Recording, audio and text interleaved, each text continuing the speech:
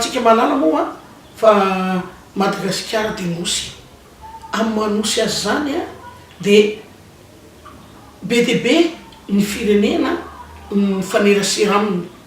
ary am'izay fifaneraserana zay de misy ny hoe serasera ihany ko ka zay serasera zay a de hita amin'ny endrika maro samihafa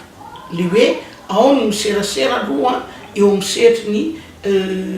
fahaizana miteny, ao no miserasera eo amin'ny sehatry ny asa mandrara isan-karazany ary aza dino fa anisan'ny mampivoatra ny firenetsika izay fifaneraserana na fiseraserana amin'ny olona avy any ivelany isan-karazany zay. Ny safidy zahay tato amin'ny école Petit-Ny rehefa ny fatenan'ny firenena sinoa école pilote ny zareo elako tsiny lay teny vahiny de ny safidy zay nandraika an'izay fifatenana anay zay de nanomboka nampianarana tato amin'ny école Petit-Ny ny fampianarana ny teny sinoa ary tsy mijanona hoe atreo amin'ny fampianarana teo ihany ane fa de manala ny fanadinana ary mahazo ny diplôme sinoa. Madame le PDG de l'école Petit-Ny, cette année, avec le soutien de l'Institut Confucius de l'Université d'Antananarivo, la première classe Confucius de Madagascar s'est fondée au sein de votre école. Une réalisation que j'apprécie énormément. Petit à petit, l'oiseau fait son nid. Je pense que cette expression familière correspond au nom de votre école et s'accorde à l'esprit de l'éducation.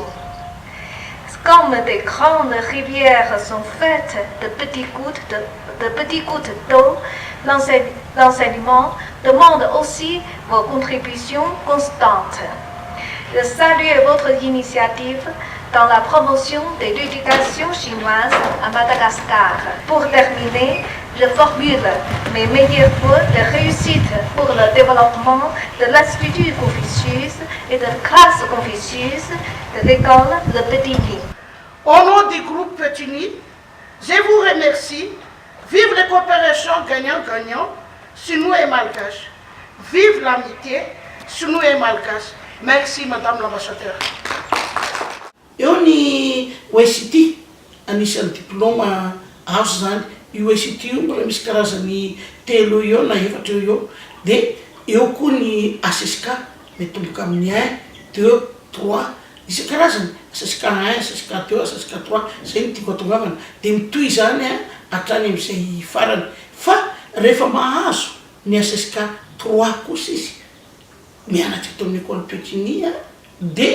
mazava ho azy fa mikarakara ny bourse afahany mamita ny fianarany any velan'izay.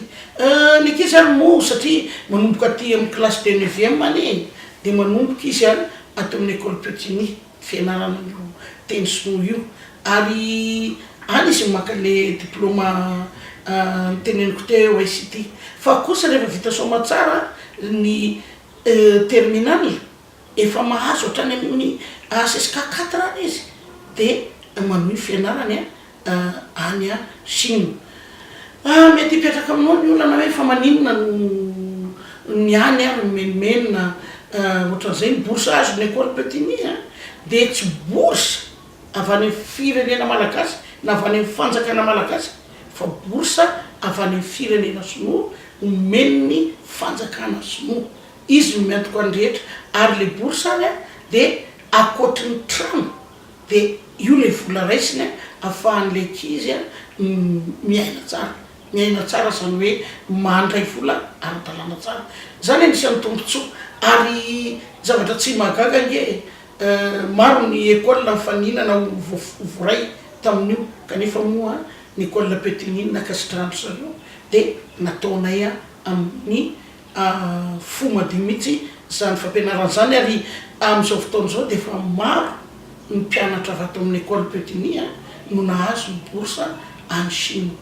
de fanjakana sinoa zany no mampianatra sy mamatsy ara-bola ara-pitaovana sy ny rehetrarehetra andreoka izy ireo.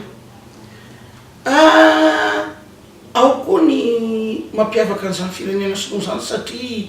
irahantsika manala fa na ara-teknôlôjia zany na misehatra rehetra de azo lazaina fa manany ny ampy tanteraka izy a ka tsy mameratra mihitsy a ny maka traikefa sy ny sisa azo tantaraina fa ny aminy. Eo amin'ny hoe fijerena ny fahombiazana tsy hoena koa rehefa tamin'ny 1er novembre teo no nitolorana ny diplôme d'honneur ny tenako eo amin'ny fisahanana an'izay fampianarana zay de nitolorana ny diplôme d'honneur ary tsy nitsahatra treo fa eo koa ny bourse d'excellence azo entina anehoana fa voafehy tanteraka le fampianarana ary tsy hoe hijanona amina teny sinoa de teny sinoa fotsiny zany fa le ankizy aveo manao filière ialako tsiny hatrany lay teny frantsay fa manao filière le ankizy zany hoe misafidy tanteraka izy a hoe rehefa voafehy le teny sinoa de inona ny zava-pianarana idirany anao any amin'ny médecine ve izy anao any amin'ny karazany isan-karazany ve le zaza ary tsy tompona andraikitra ny ray aman-dreny fa mandray tanteraka ny tombotsoa azo ny zanany avany sy ny fahaizana azo ny zanany